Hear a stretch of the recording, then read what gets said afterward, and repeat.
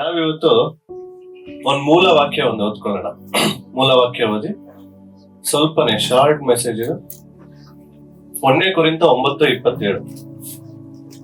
ಇತರರನ್ನು ಹೋರಾಟಕ್ಕೆ ಕರೆದ ಮೇಲೆ ನಾನೇ ಅಯೋಗ್ಯನೆನಿಸಿಕೊಂಡೆನೋ ಎಂಬ ಭಯದಿಂದ ನನ್ನ ಮೈಯನ್ನು ಜಜ್ಜಿ ಸ್ವಾಧೀನಪಡಿಸಿಕೊಳ್ಳುತ್ತೇನೆ. ನೋಡಿ, ಇಲ್ಲಿ ಪೌಲ ಒಂದು ಭಯನ ಎಕ್ಸ್ಪ್ರೆಸ್ ಮಾಡ್ತಾ ಇದೆ. ಭಯಗಳಲ್ಲಿ ಎಷ್ಟೊಂದು ವಿಧ ಇದೆ. ಈ ಭಯ ಇದೆಯಲ್ಲ, ಇದು ತುಂಬಾ ಒಳ್ಳೆ ಭಯ. ಇತರರನ್ನ ಹೋರಾಟಕ್ಕೆ ಕರೆದ ಮೇಲೆ ಎಷ್ಟೊಂದ್ ಜನನ್ನ ನಾವು ಹೋರಾಡೋದಕ್ಕೆ ಏನು ಅವ್ರಿಗೆ ಉತ್ತೇಜಿಸ್ತಾ ಇದೀವಿ, ಹೆಲ್ಪ್ ಮಾಡ್ತಾ ಇದೀವಿ, ಎಲ್ಲಾ ಹೇಳ್ಕೊಡ್ತಾ ಇದೀವಿ, ಗೈಡ್ ಮಾಡ್ತಾ ಇದೀವಿ. ಕರೆದ ಮೇಲೆ ನಾನೇ ಅಯೋಗ್ಯನಂತ ಅನ್ಸ್ಕೊಬಿಡ್ತೀನೇನೋ ಅನ್ನೋ ಭಯ ನಂಗಿದೆ ಅಂತ ಪೌಲ ಹೇಳ್ತೀನಿ. ನನ್ ಮೈನ ನಾನ್ ಜಜ್ಜಿ ಸ್ವಾಧೀನ ಮಾಡ್ಕೊಳ್ತೀನಿ ಅಂತ ಹೇಳ್ತಾ ಇದೆ. ಮೈನೇ ಯಾಕೆ ಜಜ್ಬೇಕು, ನಮ್ ಬಾಡಿನೇ ಯಾಕೆ ಜಜ್ಬೇಕು ಅಂತ ಒಂದ್ ಕ್ವಶನ್. ಪ್ರಾಣ, ಆತ್ಮ, ಶರೀರ ಅಂತ 3 ಅಂಶ, ನಮ್ಮ 3 ವಿಧವಾಗಿರುವಂತ ಒಂದು ಪಾರ್ಟೇಷನ್ಸ್ ನಮ್ಮ ಒಬ್ಬ ಮನುಷ್ಯನ್ಗಿರುತ್ತೆ ಅಲ್ವಾ. ಅದ್ರಲ್ಲಿ ಪೌಲ ಏನ್ ಹೇಳ್ತಾನಂದ್ರೆ, ಬೇರೆಯವ್ರೆಲ್ಲರನ್ನೂ ಹೋರಾಟಕ್ಕೆ ಕರೆದು ನಾನೇ ಅದ್ರಲ್ಲಿ ಅಯೋಗ್ಯ ಆಗ್ಬಿಟ್ರೆ, ನಾನೇ ಅದ್ರಲ್ಲಿ ಫೇಲ್ ಆಗ್ಬಿಟ್ರೆ, ನಾನೇ ಅದ್ರಲ್ಲಿ ಸೋತೋಗ್ಬಿಟ್ರೆ ಅನ್ನುವಂತ ಭಯ ನಂಗೊಂದಿದೆ. ಅದಕ್ಕೆ ನಾನು ಏನ್ ಮಾಡ್ತಾ ಇದೀನಿ, ಅದಕ್ಕೆ ಅವ್ನು ಏನ್ ಮಾಡ್ತಾ ಇದ್ದಾನೆ ಅಂತಾನು ಹೇಳ್ತಿದ್ದೀನಿ. ಫಸ್ಟ್ನೇದು, ಅನೇಕರನ್ನ ಹೋರಾಟಕ್ಕೆ ಕರೆದಿದೀವಿ, ನಾವು ಕೂಡ ಹೋರಾಟದಲ್ಲೇ ಇದೀವಿ. ಯಾವಾಗೆಲ್ಲ ಯೇಸು ಸ್ವಾಮಿ ನಂಬಿದ ತಕ್ಷಣನೇ ಹೋರಾಟದಲ್ಲಿ ಬಿದ್ದಿದೀವಿ ನಾವು. ಒಂದು ಏನ್ ಹೇಳ್ತೀವಿ, ಪಾಪಕ್ಕೆ ಪರಿಶುದ್ಧತೆಗೆ ಮಧ್ಯದಲ್ಲಿರುವಂತ ಹೋರಾಟದಲ್ಲೇ ನಾವು ಹುಟ್ಟಿದ್ದೇ ಹೋರಾಟದಲ್ಲಿ, ರಣರಂಗದಲ್ಲೇ ಹುಟ್ಟಿರುವಂತದ್ದು. ಹುಟ್ಟಿದ ತಕ್ಷಣನೇ ಸೈನಿಕರು ನಾವು, ಸೋಲ್ಜರ್ಸ್.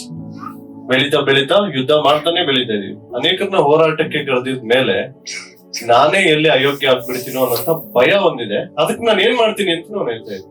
ಏನ್ ಮಾಡ್ತೀನಿ ಅಂದ್ರೆ, ನನ್ನ ಬಾಡಿನ, ದೇಹನ ಜಜ್ಜಿ ನನಗೆ ಅಧೀನ ಪಡಿಸ್ಕೊಳ್ತೀನಿ ಅಂತ. ನನಗೆ ಈಗ ನನಗೆ ಅಂದ್ರೆ ಏನು ಇಲ್ಲಿ ಬಾಡಿನ, ಆತ್ಮನ, ಪ್ರಾಣನ, ನನಗೆ ನನ್ ಬಾಡಿನ ಅಧೀನ ಪಡಿಸ್ಕೊಳ್ತೀನಿ ಅಂದ್ರೆ ನಾನು ಯಾರು ಅನ್ನೋದು ಎಕ್ಸಾಕ್ಟ್ಲಿ. ದೇವ್ರ ವಾಕ್ಯ ಏನ್ ಹೇಳುತ್ತೆ ಅಂದ್ರೆ, ಆತ್ಮ ಸಂಬಂಧವಾಗಿರೋ ಮನ್ಸು ನಿಮ್ಗಿರ್ಲಿ, ಶರೀರ ಸಂಬಂಧವಾಗಿರುವಂತ ಮನ್ಸು ನಿಮ್ಗೆ ಬೇಡ ಅಂತ ಹೇಳುತ್ತೆ. ಈಗ ನಾವಿಲ್ಲಿ ಎಷ್ಟೊಂದ್ ಜನ ಕುತ್ಕೊಂಡಿದೀವಿ. ನಮ್ಮಲ್ಲಿ ಏಜ್ ಡಿಫ್ರೆನ್ಸ್ ಇದೆ, ಸ್ವಲ್ಪ ಜ್ಞಾನದಲ್ಲಿ ಒಂದ್ ಸ್ವಲ್ಪ ಡಿಫ್ರೆನ್ಸ್ ಇದೆ, ಭಾಷೆಗಳು ವ್ಯತ್ಯಾಸ ಇದೆ. ಆಮೇಲೆ ನಮ್ಗಿರುವಂತ ಇದು ಏನಪ್ಪಾ, ಆಕ್ಟಿವ್ನೆಸ್ ಆಗಿರ್ಲಿ, ನಮ್ಗೆ ವಿದ್ಯಾಭ್ಯಾಸ ಆಗಿರ್ಲಿ, ಇದೆಲ್ಲದ್ರಲ್ಲೂ ಸ್ವಲ್ಪ ಸ್ವಲ್ಪ ಬೇರೆ ಬೇರೆ ತರ ಇದೀವಿ.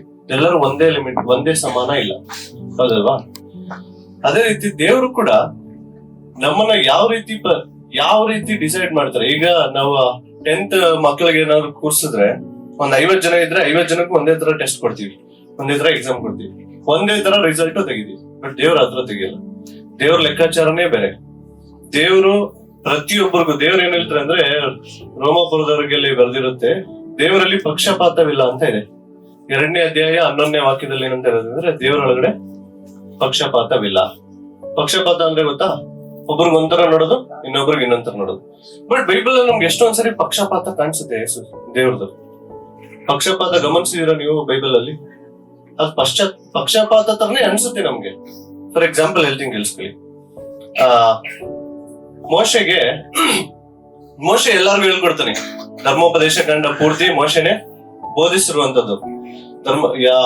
ಆದಿಕಾಂಡ, ವಿಮೋಚನ ಕಂಡ, ಯಾಜಕಾಂಡ, ಅರಣ್ಯ ಕಂಡ, ಧರ್ಮೋಪದೇಶ ಕಂಡ, ಈ 5 ಕಾಂಡಗಳನ್ನ ಮೋಶೆನೆ ಸ್ವತಃ ಬರ್ದಿರೋದು.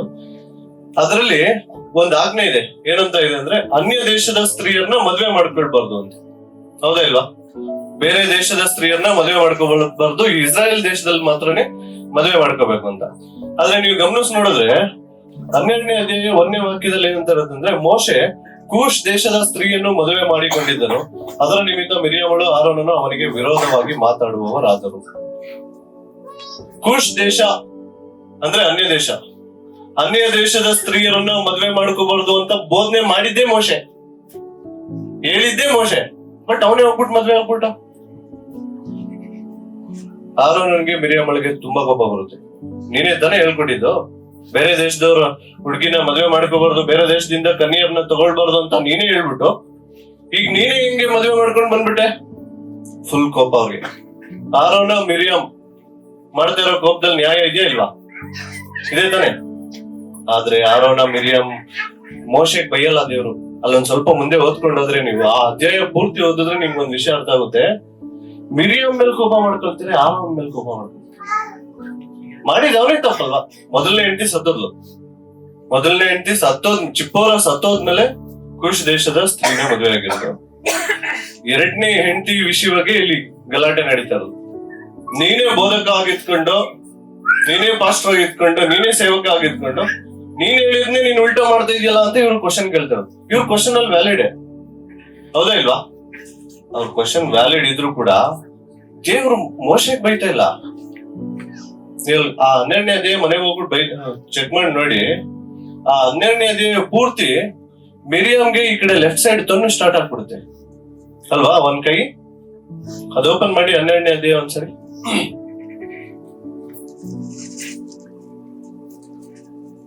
ಅರಣ್ಯಕಾಂಡ 12ನೇ ಅಧ್ಯಾಯ. ಬೇಗ. ಮೋಶೆ ಕೂಶ್ ದೇಶದ ಸ್ತ್ರೀಯನ್ನು ಹಾ ಮದುವೆ ಮಾಡಿಕೊಂಡಿದ್ದನು. ಅದರ ನಿಮಿತ್ತ ಮಿರ್ಯಾಮಳು ಆರೋನನನ್ನು ಅವನಿಗೆ ವಿರೋಧವಾಗಿ ಮಾತಾಡುವವರಾಗಿ, ಯೆಹೋವನು ಮೋಶೆಯ ಮೂಲಕವಾಗಿ ಮಾತ್ರವೇ ಮಾತಾಡಿದ್ದಾನೋ, ನಮ್ಮ ಮೂಲಕವೂ ಆತನು ಮಾತಾಡಲಿಲ್ಲವೇ ಎಂದು ಹೇಳಿಕೊಂಡರು. ಹತ್ರ ಇವ್ರು ಫುಲ್ ಗೊಣ್ಗುಟ್ತಾರೆ. ಮಿರಿಯಾಮ್ ಆಗ್ಲಿ ಆರೋನ್ ಆಗ್ಲಿ, ಇವನೆಂತ ದೇವ್ರ ಸೇವಕ, ಅವನು ಹೇಳಿದ್ನ ಇವನೇ ಒಂದ್ ಹೇಳ್ತಾನೆ, ಇವನೇ ಒಂದ್ ಮಾಡ್ತಾನೆ. ಇವ್ನಿಗೇನ್ ಗೊತ್ತಾಗಲ್ವಾ? ಇವನೊಬ್ಬನ ಜೊತೆ ಮಾತಾಡೋದು ದೇವ್ರು, ನಮ್ ಜೊತೆ ಮಾತಾಡಲ್ವಾ? ಈ ತರ ಒಂದ್ ಗರ್ವ, ಒಂದು ಏನು ದುರಾಂಕಾರ ಮಿರಿಯಾಮ್ ಅಲ್ಲಿ ಮತ್ತೆ ಆರೋನ್ ಅಲ್ಲಿ ಕಾಣಿಸ್ತದೆ. ಆರೋನ್ ಮೆನ್ಷನ್ ಮಾಡಲ್ಲ ಸ್ಪೆಸಿಫಿಕ್ ಆಗಿ, ಮಿರಿಯಾಮಲ್ನ ಮೆನ್ಷನ್ ಮಾಡ್ತಾರೆ. ಮಿರಿಯಾಮ್ ಹಂಗ ಹೇಳುವಾಗ 3ನೇ ವಚನ ಏನಂತ ಇರುತ್ತೆ ಅಂದ್ರೆ, ಮೋಶೆ ಭೂಮಿಯ ಮೇಲಿರುವ ಎಲ್ಲರಿಗಿಂತಲೂ ಸಾತ್ವಿಕನು ಅಂತ ಇರುತ್ತೆ. ಏನಂತೆ? ಬಹು ಸಾತ್ವಿಕನು ಅಂತ ಇನ್ನೊಬ್ಬ ವ್ಯಕ್ತಿಗೂ ಕರೀತಾರೆ ಬೈಬಲ್ ಅಲ್ಲಿ. ಯಾರು? ಯೇಸು ಸ್ವಾಮಿನೇ. ಯೇಸು ಸ್ವಾಮಿ ಕ್ಯಾರೆಕ್ಟರ್ ಏನಿದೆಯೋ ಸೇಮ್ ಟು ಸೇಮ್ ಯೇಸು ಸ್ವಾಮಿ ತರನೇ ಇವನು ಸಾತ್ವಿಕ ಅಂತ ಬೈಬಲ್ ಅಲ್ಲಿ ಜಾಸ್ತಿ ಸಾರಿ ಪ್ಯಾರಲಲ್ ಆಗಿ ಇವರಿಬ್ಬರನ್ನೇ ನಿಲ್ಲಿಸ್ತಾರೆ. ನೀವು ಗಮನಿಸಿದೀರಾ? ಮೋಶೆ ಮುಖಾಂತರ ಧರ್ಮಶಾಸ್ತ್ರ ಬಂತು, ಕೃಪೆಯು ಸತ್ಯತೆಯು ಯೇಸು ಕ್ರಿಸ್ತನು ಬಂತು. ಒಂದೇ ವಾಕ್ಯದಲ್ಲಿ ಇಬ್ಬರನ್ನು ನಿಲ್ಲಿಸ್ತಾರೆ. ಯೇಸು ಸ್ವಾಮಿನು ಬಹು ಸಾತ್ವಿಕನು, ಮೋಶೆನು ಬಹು ಸಾತ್ವಿಕನು ಅಲ್ವಾ? ಆಮೇಲೆ ಯೇಸು ಸ್ವಾಮಿ ಹುಟ್ಟೋ ಟೈಮ್ ಅಲ್ಲಿ ಎಷ್ಟೊಂದ್ ಜನ 2 ವರ್ಷಕ್ಕಿಂತ ಕೆಳಗಿರೋ ಎಲ್ಲಾ ಮಕ್ಕಳು ಸತ್ತೋದ್ರು. ಮೋಶೆ ಹುಟ್ಟೋ ಟೈಮ್ ಅಲ್ಲೂ 2 ವರ್ಷಕ್ಕಿಂತ ಕೆಳಗಿರೋ ಎಲ್ಲಾ ಮಕ್ಕಳು ಸತ್ತೋದ್ರು. 40 days 40 ದಿನ ಅರಣ್ಯದಲ್ಲಿ ಕಳೀತಾರೆ. ಇವನು ಮೋಶೆ 40 ದಿನ ದೇವ್ರ ಜೊತೆ ಕಳೀತಾರೆ. ಈ ತರ ಎಷ್ಟೊಂದು ಪ್ಯಾರಲಲ್ ಕನೆಕ್ಟ್ ಆಗುತ್ತೆ ಯೇಸು ಸ್ವಾಮಿಗೂ ಮತ್ತೆ ಮೋಶೆಗೂ. ದೇವ್ರಿಗೆ ಮೋಶೆ ಎಷ್ಟು ಅತಿ ಪ್ರಿಯ ಅಂದ್ರೆ, ನೀವು ಧರ್ಮೋಪದೇಶ ಕಂಡ ಲಾಸ್ಟ್ನೇ ಅಧ್ಯಾಯದಲ್ಲಿ ನೋಡಿದ್ರೆ, ಮೋಶೆ ಬೇತ್ಪೆಗೋರಿಗೆ ಎದುರಿಗೆ ದೇಹ ಬಿಟ್ಟನು, ಅಂದ್ರೆ ಪ್ರಾಣ ಬಿಟ್ಟನು. ಯೆಹೋವನು ಅದನ್ನ ಸಮಾಧಿ ಮಾಡಿದನು ಅಂತ ಇರುತ್ತೆ ಆ ವಾಕ್ಯದಲ್ಲಿ. ಯಾರು ಸಮಾಧಿ ಮಾಡಿದ್ದು? ಸಾಕ್ಷಾತ್ ತಂದೆಯ ದೇವರು ಸಮಾಧಿ ಮಾಡಿರೋದು, ಮನುಷ್ಯರಲ್ಲ. ತಂದೆಯ ದೇವರಿಗೆ ಅಷ್ಟು ಇಷ್ಟ ಮೋಶೆ ಅಂದ್ರೆ. ಮೋಶೆ ಮತ್ತೆ ಆರೋನ ಇಬ್ರು ಅಣ್ಣ ತಮ್ಮಂದಿರು. ಯಾರ ಅಣ್ಣ? ಆರೋನ ಅಣ್ಣ, ಮೋಶೆ ತಮ್ಮ. ಅವಳು ಮಿರಿಯಾಮ್ ಕೂಡ ಅಕ್ಕ, ದೊಡ್ಡವಳು. ಅವಳು ಮತ್ತೆ ಆರೋನ್ ಇಬ್ರು ದೊಡ್ಡವರು, ಮೋಶೆ ಚಿಕ್ಕವನು. ಮೋಶೆ ದೇವ್ರು ಉಪಯೋಗಿಸ್ಕೊಳ್ಳುವಂತ ಒಂದು ರೀತಿ, ಮೋಶೆನ ಉಪಯೋಗಿಸ್ಕೊಳ್ಳುವಂತ ರೀತಿನ ಮಿರಿಯಾಮು ಸಹಿಸಲ್ಲ, ಆರೋನನು ಸಹಿಸಲ್ಲ. ಅದಕ್ಕೆ ಅವ್ರೊಳಗೆ ಒಂದ್ಸಲ ಅಸೂಯೆ ಒಂದ್ ಸ್ವಲ್ಪ ಏನಾಗುತ್ತೆ ಅಂದ್ರೆ, ಆರೋನ ಜನಗಳ ಮಧ್ಯದಲ್ಲಿ ಇರುವಾಗ, ಮೋಶೆ 40 ದಿನ ಗುಡಾರದೊಳಗಡೆ ಇರುವಾಗ ಜನಗಳೆಲ್ಲ ಫುಲ್ ಕಾಟ ಕೊಡ್ತಾ ಇರ್ತಾರೆ ಆರೋನ್ಗೆ. ಎಷ್ಟ್ ದಿನ ಅಂತ ನೀವು, ಮೋಶೆ ಏನಾಗೋನು ಏನೋ ಗೊತ್ತಿಲ್ಲ, ಬೆಟ್ಟದ ಮೇಲೆ ಹೋದ, ಅವ್ನ್ ಸತ್ತೋಗೋನೋ ಇಲ್ವಾ ಬದುಕೋನೋ ನಮ್ಗೇನ್ ಗೊತ್ತು. ಇವಾಗ ನಮ್ನ ಇಸ್ರೇಲ್ ದೇಶದಿಂದ ಮಧ್ಯದಾರಲ್ಲಿ ಕರ್ಕೊಂಡ್ ಬಂದ್ ಬಿಟ್ಬಿಟ್ಟಿದ್ರಲ್ಲ. ಈಗ ನಮ್ ದೇವ್ರು ಯಾರು ಅಂತ ಕೇಳಿದ್ರಿ, ಏನ್ ಹೇಳೋಣ ಯಾರಿಗಾದ್ರು? ನಮ್ಗೊಂದ್ ದೇವ್ರ ಬೇಕಷ್ಟೇ ಇವಾಗ ಅಂತ ಫುಲ್ ಜಗಳ. ಈ ತರ ಜಗಳ ಮಾಡುವಾಗ ಆರೋನ್ ಏನ್ ಮಾಡ್ತಾನೆ ಗೊತ್ತಾ? ನೋಡಿ, ವಿಗ್ರಹ ಆರಾಧನೆ ಮಾಡಬಾರ್ದು ಅಂತ ಹೇಳ್ಕೊಟ್ಟಿರೋರೇ ವಿಗ್ರಹ ತಯಾರು ಮಾಡ್ಕೊಡ್ತಾ ಇದ್ರೆ. ಈಗ ಆರೋನ್ ಏನ್ ಮಾಡ್ತಾನೆ, ನಿಮ್ ಹತ್ರ ಇರೋ ಗೋಲ್ಡ್ ಎಲ್ಲ ತಗೊಂಡಿ, ನಿಮ್ ಕಿವಿಲಿರೋ ಗೋಲ್ಡ್ ಎಲ್ಲ ಕೊಡಿ, ನಿಮ್ದು ಕತ್ತಲ್ ಹಾಕಿರುವಂತ ಗೋಲ್ಡ್ ಎಲ್ಲ ಕೊಡಿ, ನಾನೊಂದು ದೇವ್ರು ಮಾಡ್ಕೊಡ್ತೀನಿ ನಿಮ್ಗೆ ಅಂದ್ಬಿಟ್ಟು ಏನ್ ಮಾಡ್ತಾನೆ, ಒಂದ್ ಒಂದು ವಿಗ್ರಹ ಮಾಡಿ ಅದಕ್ಕೆ ಚಿನ್ನದ ಎರಕ ಇದೆ. ಇದೇ ನಿಮ್ ಯೆಹೋವ, ನೋಡಿ ನಿಮ್ನ ಇಸ್ರಾಯೇಲ್ ದೇಶದ ಐಗುಪ್ತ ದೇಶದಿಂದ ಕರ್ಕೊಂಡು ಬಂದಿರುವಂತ ಯೆಹೋವ ಇದೇನೆ, ಇದಕ್ಕೆ ಪೂಜೆ ಮಾಡಿ ಅಂತ ಹೇಳ್ತಾನೆ. ಆರೋನ ಮಾಡಿದ್ ಸರಿನಾ? ಎಲ್ಲಕ್ಕಿಂತ ದೊಡ್ಡ ತಪ್ಪು. ಆರೋನ ಮಾಡಿದ ತಪ್ಪು ವಿಗ್ರಹ ಆರಾಧನೆ ಮಾಡಬಾರ್ದು ಅನ್ನೋದೇ ತಪ್ಪು. ಇವನ್ ಮಾಡಿಸ್ತವನೆ. ನೀವ್ ಈ ಪೂರ್ತಿ ಪ್ಯಾಸೇಜ್ ಓದ್ ನೋಡಿದ್ರೆ ದೇವ್ರು ಒಂದ್ಸರನು ಅವನ್ನ ಖಂಡಿಸೋದೇ ಇಲ್ಲ. ಯಾಕ ನೀನು ವಿಗ್ರಹ ಮಾಡ್ಕೊಟ್ಟೆ, ಯಾಕೋ ನೀನು ಅವ್ರಿಗೆ ವಿಗ್ರಹ ಆರಾಧನೆಗೆ ಇದು ಉತ್ತೇಜಿಸಿದ್ಯಾ, ಪ್ರೋತ್ಸಾಹಿಸಿದ್ಯಾ ಅಂತ ಆರೋನ್ ಬೈಯಲ್ಲ. ನಾನು ಅದೇ ಕ್ವಶನ್, ಏನಕ್ಕೆ ದೇವ್ರು ಬೈದಿಲ್ವಲ್ಲ, ಬೈಬೇಕಲ್ಲ ಆರೋನ್ಗೆ. ಮಿರಿಯಾಮ ಜಸ್ಟ್ ಮೋಶೆ ವಿರುದ್ಧವಾಗಿ ಮಾತಾಡಿದ್ರೆ ಕೋಪ ಬಂದ್ಬಿಡ್ತು ದೇವ್ರಿಗೆ ಅಲ್ವಾ? ಆರೋನ ಮಾಡಿರುವಂತ ತಪ್ಪಿಗೆ ಯಾಕೆ ದೇವ್ರು ದಂಡಿಸ್ತಾ ಇಲ್ವಲ್ಲ ಅಂತ. ಜಡ್ಜ್ಮೆಂಟ್ ಮಿರಿಯಾಮ್ಗೆ ಒಂಥರ ಇದೆ, ಆರೋನಿಗೆ ಒಂಥರ ಇದೆ, ಮೋಶೆಗೆ ಒಂಥರ ಇದೆ. ಮೋಶೆ ಅಂದ್ರೆ ದೇವ್ರಿಗೆ ತುಂಬಾ ಇಷ್ಟ. ಅಂತ ಇಷ್ಟ ಇರುವಂತ ಮೋಶೆನುವೆ ದೇವ್ರು ಒಂದ್ಸರಿ ಏನ್ ಮಾಡ್ತಾರೆ ಅಂದ್ರೆ ಡಿಸೋಬೆ ಆಗಿರೋದಕ್ಕೆ ಛತ್ರದಲ್ಲಿ ಮೋಶೆಯನ್ನು ಕೊಲ್ಲಬೇಕೆಂದಿದ್ದನು ಅಂತ ಒಂದು ವಾಕ್ಯ ಇದೆ. ನೀವು ವಾಕ್ಯ ಓದುವಾಗ ಛತ್ರದಲ್ಲಿ ಮೋಶೆಯನ್ನು ದೇವರು ಕೊಲ್ಲಬೇಕೆಂದಿದ್ದು. ನನ್ಗೆ ಮಧ್ಯದಲ್ಲಿ ಇದೊಂದು ಏನಕ್ಕೆ ಸೇರಿಸಿದ್ರು ಅಂತ ಒಂದ್ ಸ್ವಲ್ಪ ಬ್ಯಾಕ್ ಗ್ರೌಂಡ್ ತೆಗೆದು ನೋಡಿದ್ರೆ ಅವ್ರ ವೈಫ್ ಇಮಿಡಿಯೇಟ್ ಒಂದ್ ಚೂಪಾಗಿರೋ ಕಲ್ ತಗೊಂಡು ಅವ್ನಿಗೆ ಸುನ್ನತಿ ಮಾಡಿ ದೇವರ ಕೋಪದಿಂದ ಬಚಾವ್ ಮಾಡ್ಬಿಡ್ತಾರೆ. ಯಾಕೆಂದ್ರೆ ಒಂದ್ ಚಿಕ್ಕ ಡಿಸೋಬೆ ಇದ್ರು ಕೂಡ ದೇವ್ರು ಕೊಲ್ಬೇಕು ಅನ್ನೋಷ್ಟು ಕೋಪ ಬರುತ್ತೆ. ಮೋಶೆ ಎಷ್ಟು ಒಳ್ಳೆಯವನಂದ್ರೆ ಯೇಸು ಸ್ವಾಮಿ ಹೇಳ್ತಾರೆ, ನೀನ್ ಎಷ್ಟು ದಿನ ಅಂತ ಈ ಜನಗಳಿಗೋಸ್ಕರ ನೀನ್ ಸಾಯ್ತಾ ಇದ್ಯಾ? ಎಷ್ಟ್ ದಿನಗೋಸ್ಕರ ನೀನ್ ಇವ್ರಿಗೋಸ್ಕರ ಅಳ್ತಾ ಇದ್ಯಾ? ಒಂದ್ ಕೆಲ್ಸ ಮಾಡೋ, ನೀನ್ ಜಸ್ಟ್ ಮೂವ್ ಸಾಕು, ಇವ್ರೆಲ್ಲರನ್ನು ನಿರ್ನಾಮ ಮಾಡ್ಬೋಣ, ನಾಶ ಮಾಡ್ಬಿಟ್ಟು ನಿನ್ ಮುಖಾಂತರ ಇನ್ನೊಂದ್ ಸಂತಾನ ಹುಟ್ಟಿಸ್ತೀನಿ ನಾವು. ನಿನ್ನ ಆಫ್ ಸ್ಪ್ರಿಂಗ್ ಸಾಕು ನಂಗೆ, ನಿನ್ ಮುಖಾಂತರ ಬರುವಂತ ಸಂತಾನನೇ ನಾನು ಕಾನಾನ್ ದೇಶಕ್ಕೆ ಸೇರಿಸ್ತೀನಿ. ಯಾಕೆ ಯೋಚನೆ ಮಾಡ್ತೀಯ? ಬೇಡ, ಸುಮ್ನೆ ಇವ್ರ ಮಧ್ಯೆ ಎಡಗಾಡ್ಬೇಡ ನೀನು ಅಂತ. ಯಾರ ಪರವಾಗಿ ಯಾರು ಮಾತಾಡ್ತವ್ರೆ? ಮೋಶೆ ಪರವಾಗಿ ಸಾಕ್ಷಾತ್ ದೇವ್ರು ಮಾತಾಡ್ತಾರೆ. ಅವಾಗ ಮೋಶೆ ಏನ್ ಹೇಳ್ತಾರೆ ಗೊತ್ತಾ? ಬೇಕಂದ್ರೆ ಜೀವಬಾಧ್ಯರ ಪುಸ್ತಕದಿಂದ ನನ್ನ ಹೆಸರನ್ನ ತೆಗ್ದಾಕ್ಬಿಡ್ಬೇಕಂದ್ರೆ ಇವ್ರನ್ನ ಕಾಪಾಡು. ಏನಪ್ಪ ದೇವ್ರೆ, ಏನ್ ಮಾತಾಡ್ತಿದ್ಯಾ ನೀನು? ದೇವ್ರಿಗೆ ಒಂದ್ ಕ್ವಶನ್ ಮಾಡ್ದವನೆ, ಇದಕ್ಕ ನೀನ್ ಕರ್ಕೊಂಡ್ ಬಂದಿದ್ದು ಜನಗಳೆಲ್ಲ ಏನ್ ಅನ್ಕೊಳ್ಳಲ್ಲ? ಐಗುಪ್ತದಿಂದ ಬಿಡಿಸ್ಕೊಂಡು ಹೋಗಿ ಅರಣ್ಯದ ಮಧ್ಯದಲ್ಲಿ ಸಾಯಿಸ್ಬಿಟ್ರು ಇವ್ರು ದೇವ್ರು ಅಂತ ಎಲ್ಲರೂ ಮಾತಾಡ್ಕೊಳಲ್ವಾ? ಇದಕ್ಕ ನೀನ್ ಕರ್ಕೊಂಡ್ ಬಂದಿರೋದು ಅಲ್ಲಿಂದ? ಇವ್ರನ್ನ ಕಾಪಾಡ್ಬೇಕಾಗಿರೋ ಜವಾಬ್ದಾರಿ ನೀನೇ ತಾನೇ ಕರುಣಾಮಯಿ. ನಿನ್ನ ಬಿಟ್ರೆ ಬೇರೆ ಯಾರು ಕರುಣಿಸ್ತಾರೆ, ಯಾರು ಕ್ಷಮಿಸ್ತಾರೆ ಅಂತ ಮೊರೆ ಇಟ್ಕೊಳ್ತವನೆ ಇವ್ರು. ಯಾರು? ಮೋಶೆ ಆ ಲೆವೆಲ್ ಮೊರೆ ಇಟ್ಕೊಳ್ತವನೆ. ಮೋಶೆಗೆ ಇರಿಟೇಟ್ ಮಾಡೋದಲ್ಲ, ಆ ಜನಕ್ಕೋಸ್ಕರ ವರ್ತಿಸ್ತಾ ಇರೋದು ಮೋಶೆಗೆ ಬೈದ್ರಲ್ಲ, ನೀನು ಒಬ್ಬ ನಮ್ನ ನಾಯಕನ, ನೀನ್ ನಮ್ ನಾಯಕನ, ನೀನ್ ನಮ್ನ ಕರ್ಕೊಂಡು ಬಂದು ನಡು ರಸ್ತೆಯಲ್ಲಿ ಬಿಟ್ಬಿಟ್ಟು ಹೋಗ್ತಿದ್ಯಾ, ಒಂದ್ ಸ್ವಲ್ಪ ಕುಡಿಯಕ್ ನೀರು ಸಿಗ್ತಾ ಇಲ್ಲ, ಇಲ್ಲಿ ಒಂದ್ ಸ್ವಲ್ಪ ಊಟನೂ ಸಿಗ್ತಾ ಇಲ್ಲ, ಯಾವಾಗ ನೋಡ್ರು ಮನ್ನ ತಿನ್ಕೊಂಡ್ ಸಾಯಕ್ಕಾಗುತ್ತಾ, ಒಂದ್ ಸ್ವಲ್ಪ ನಾನ್ ವೆಜ್ ಇಲ್ಲ ಇಲ್ಲಿ. ಈ ತರ ತುಂಬಾ ದಿನ ಪೂರ್ತಿ ಗೋಳಿಸ್ಕೊಂಡಿರುವಂತ, ದಿನ ಪೂರ್ತಿ ಕಾಟ ಕೊಟ್ಟಿರುವಂತ ಜನಗಳ ಪರವಾಗಿ ಮೋಶೆ ಮಾತಾಡ್ತಾನೆ. ಮೋಶೆ ಮೇಲೆ ಕನ್ಸರ್ನ್ ದೇವ್ರಿಗಿದೆ, ಅದು ಜನಗಳ ಮೇಲೆ ಕನ್ಸರ್ನ್ ಮೋಶೆಗಿದೆ. ಮೋಶೆ ಅಲ್ಲಿ ಐಗುಪ್ತ ದೇಶದಲ್ಲಿ ಸ್ಟಾರ್ಟ್ ಮಾಡಿದಾಗ ಅವನೊಂದು ಪ್ರಾಮಿಸ್ ಮಾಡಿದ, ಏನಂತ, ನಿಮ್ನೆಲ್ಲರನ್ನು ನಾವು ಕಾನಾನ್ ದೇಶಕ್ಕೆ ಹೋಗ್ತಾ ಇದೀವಿ, ಹಾಲು ಜೇನು ಹರಿಯುವಂತ ದೇಶಕ್ಕೆ ನಾವು ಹೋಗ್ತಾ ಇದೀವಿ, ಪ್ರಯಾಣ ಮಾರ್ಗದಲ್ಲಿ ನಿಮ್ನ ಅಲ್ಲಿಗೆ ಸೇರಿಸ್ತೀನಿ ಅಂತ. ಹೋಗೋ ಮಾರ್ಗದಲ್ಲಿ ಅನೇಕರು ಒಂದಿನ ಆಯ್ತು, ನಮ್ ತಾತ ಸದೋದ್ರು, ಅಲ್ಲೇ ಊತಾಕು ಮುಂದಕ್ಕೆ ಹೋಗು. ಅದೇ ತರ ಊತಾಕಿ ನೆಕ್ಸ್ಟ್ ಜನರೇಷನ್ ಬಂದಿದೆ. ದೇವ್ರ ಬಗ್ಗೆ ಏನ್ ಹೇಳುತ್ತೆ ಅಂದ್ರೆ, ಅವ್ರ ಬಟ್ಟೆ ಮಾಸ್ಲೇ ಇಲ್ವಂತೆ. ಬಟ್ಟೆ ಮಾಸಿಲ್ಲ ಅಂದ್ರೆ ಏನು? ನಾವು ಜಸ್ಟ್ ಅಲ್ಲ ಎಸಿಲಿ ಇರುವಾಗ್ಲೇನೆ ನಮ್ಗೆ ಬೆವರುತ್ತೆ, ಇಲ್ಲೊಂದ್ ಸ್ವಲ್ಪ ಒಂದ್ ಮಾರ್ಕ್ ಬೀಳುತ್ತೆ ಅಲ್ವಾ ಕತ್ತತ್ರ. ಅವ್ರ ಎಸಿಲಲ್ಲ, ವಿಲ್ಡರ್ನೆಸ್, ಮರುಭೂಮಿಲಿ ಇರೋದು. ಮರುಭೂಮಿಯಲ್ಲಿ ಅವ್ರ ಬಟ್ಟೆ ಮಾಸ್ಲಿಲ್ಲ, ಅವ್ರ ಚಪ್ಪಲಿ ಕಟ್ಟಾಕ್ಲಿಲ್ಲ, ಅವ್ರಿಗೆ ಕಾಲ್ ನೋವು ಬರ್ಲೇ ಇಲ್ಲ ಅಂತ. ಮರುಭೂಮಿಯಲ್ಲಿ ನಡ್ಸ್ಕೊಂಡು ಹೋಗುವಾಗ್ಲೂ ಎಸಿ ರೂಮ್ ಅಲ್ಲಿ ಇದ್ರೆ ಎಷ್ಟು ಕಂಫರ್ಟ್ ಆಗಿರುತ್ತೋ ಆ ರೇಂಜ್ ದೇವ್ರು ಅವ್ರನ್ನ ಕರ್ಕೊಂಡು ಹೋಗ್ತಾ ಇದಾರೆ. ಅವ್ರಿಗೆ ಹೊಟ್ಟೆ ಹಸುವಾಗಿಲ್ಲ, ಅವ್ರು ಒಂದಿನನು ಊಟಕ್ಕೋಸ್ಕರ ಪರದಾಡಿಲ್ಲ, ಅವ್ರನ್ನ ಪರೀಕ್ಷಿಸೋದಕ್ಕೋಸ್ಕರ ನೀರಾಗ್ಲಿ ಅಥವಾ ಊಟ ಆಗ್ಲಿ, ಆ ಬೆಳವಕ್ಕಿ ಲಾವಕ್ಕಿಗಳಾಗ್ಲಿ, ಇದೆಲ್ಲಾನು ಅವ್ರಿಗೆ ಸಿಗ್ತಾ ಇದ್ರು ಕೂಡ ಅವ್ರು ಗೊಣಗ್ತಾನೆ ಇದ್ರು. ಪ್ರತಿದಿನ ಗೊಣಗ್ತಾ ಇದ್ರು. ನಾವು ಅವ್ರಿಗೆ ಹೆಲ್ಪ್ ಮಾಡ್ತಾನೆ ಇದೀವಿ. ಈಗ ನಮ್ ಲೈಫಲ್ಲಿ ಹತ್ರ ಇರುತ್ತೆ ಎಷ್ಟೊಂದ್ಸರಿ. ಏನಂತಂದ್ರೆ, ನಮ್ಗೆ ಯಾರೋ ತೊಂದರೆ ಕೊಡ್ತಾ ಇರ್ತಾರೆ, ಕಾಟ ಕೊಡ್ತಾ ಇರ್ತಾರೆ, ಬಟ್ ಅವ್ರಿಗೋಸ್ಕರನೇ ಪ್ರೇಯರ್ ಮಾಡಕ್ ದೇವ್ರು ಹೇಳ್ತವ್ರು ನಂಗೆ. ಈ ತರ ಎಷ್ಟೊಂದ್ಸರಿ ಸಿಚುವೇಶನ್ ಬಂದಿದೆ ಅಲ್ವಾ? ನಮಗೂ ಬಂದಿದೆ. ಅವ್ರ ಮುಖ ಕೊಟ್ಟು ಮಾತಾಡಲ್ಲ, ಬಟ್ ಅವ್ರಿಗೋಸ್ಕರನೇ ಪ್ರೇಯರ್ ಮಾಡೋಂತಾರೆ. ಮೋಶೆನೂ ಹಂಗೇನೆ, ಮೋಶೆಗೆ ಮುಖದ ಮೇಲೆ ಬೈದ್ಬಿಟ್ಟು ಹೋಯ್ತವ್ರು ಎಲ್ಲರೂ. ನೀನೊಬ್ಬ ನಾಯಕನ, ನೀನೇ ಸರಿ ಇಲ್ಲ, ನೀನ್ ಬೇರೆ ದೇಶದ ಸ್ತ್ರೀನ ಮದುವೆ ಮಾಡ್ಕೊಂಡ್ ಬಂದಿದ್ಯಾ ಅಂತ. ನಾ ಇದನ್ನ ಕ್ಲಿಯರ್ ಮಾಡ್ಬಿಡ್ತೀನಿ.